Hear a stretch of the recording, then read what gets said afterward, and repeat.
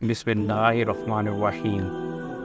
आज हम जानेंगे कि क़यामत किस दिन कायम होगी, मतलब क़यामत जिस दिन कायम होगी वो कौन सा दिन होगा। इसके अलावा क़यामत आने से पहले कौन कौन से आसार वाज़ेह होंगे, कौन कौन सी निशानियाँ वाज़ेह होंगी। आज हम छोटी छोटी निशानियों पर गौर व फिक्र करेंगे, समझेंगे उन्हें, और उसके अलावा जो क़यामत का दिन है वो देखेंगे। सबसे पहले क़यामत के दिन के बारे में जानते हैं।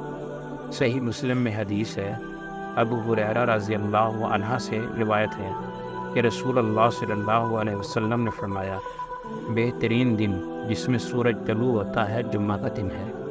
इस रोज़ हज़रत आदम अलैहिस्सलाम की तख्लीक हुई। इसी दिन उन्हें जन्नत में दाखिल किया गया, इसी दिन उन्हें जन्नत से निकाला गया, और क़यामत भी जुम्मा के ही दिन कायम होगी।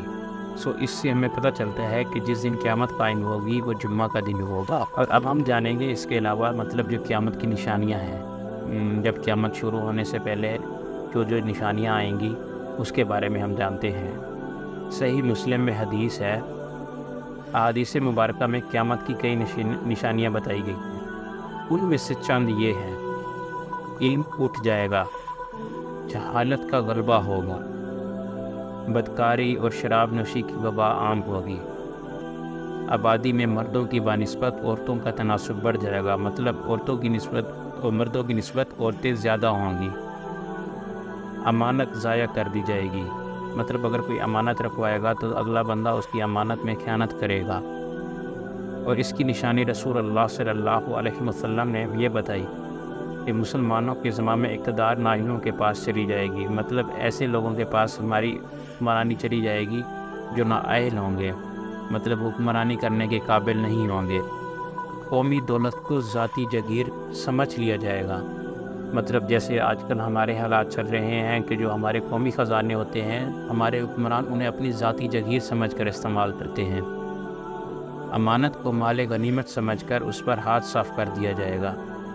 लोग ज़कात को तावान और जुर्माना समझेंगे, मतलब ये है कि जैसे अब हम ज़कात देनी हो तो हमें एक बड़ा अज़ाब नज़र आता है, हम समझते हैं कि शायद ये हमारे ऊपर जुल्म है या ज़्यादती है। अक्सर नाउज़ुबिल्लाह हम इस तरह की चीज़ें सोचते हैं।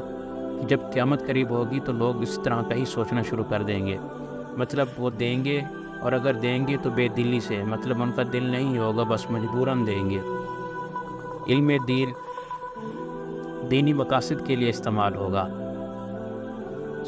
इल्म दीन दीनी मकासद के लिए नहीं बल्कि दुनियावी मकासद के लिए हासिल किया जाएगा। मर्द अपनी बीवी का अताअत गुज़ार होगा और माँ का नाफरमान।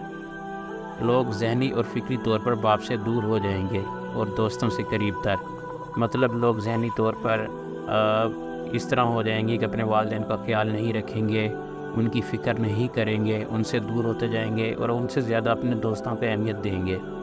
मसाजिद में लड़ाई झगड़े और शोर व गुल होगा। बदकार और सरकश लोग सरदार और रहनुमा बन जाएंगे, मतलब शराबी, ज़ानी, ये हमारे हुक्मरान बन जाएंगे। नहायत कमीना शख्स कौम का रईस होगा। बड़े लोगों की ताज़ीम उनके किसी इल्मी, अदबी और इखलाकी कमाल या तक़वा की बिना पर नहीं बल्कि उनके शर के खौफ से होगी। आलाते मौसीकी और गाने बजाने का बड़ा शोहरा होगा। लोग अपने आबाओ अजदाद और बुज़ुर्गों यानी असलाफ़ को लान तान करेंगे। बांदी अपने आका को जनेगी। वो लोग जो कभी चरवाहे थे, जूते और लिबास तक के मोहताज थे, बड़े बड़े मोहल्लात तमीर करेंगे।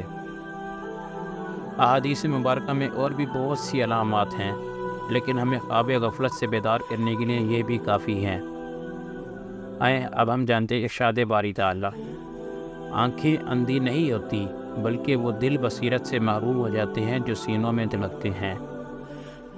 एक और जगह इरशाद बारी ताला है, और जो मेरी नसीहत को कबूल करने से रुख फेर लेगा तो उसके लिए ज़िंदगानी तंग हो जाएगी और हम उसे क़यामत के दिन अंधा करके उठाएंगे। वो हैरत के मारे कहेगा, ऐ परवरदिगार, तूने मुझे अंधा करके क्यों उठाया?